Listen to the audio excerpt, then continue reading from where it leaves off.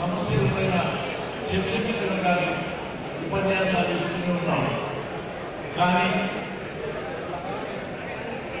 ఇప్పటికీ చాలా సమయం మూలాన మీ ఓపికను పరీక్షించకుండా చాలా బ్రీఫ్గా మీకు వివరించడానికి ప్రయత్నం చేస్తున్నాను. ముఖ్యంగా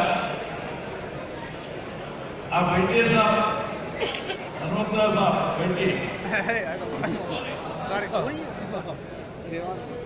మిత్రులారా, ఈ కార్యక్రమం వాస్తవంగా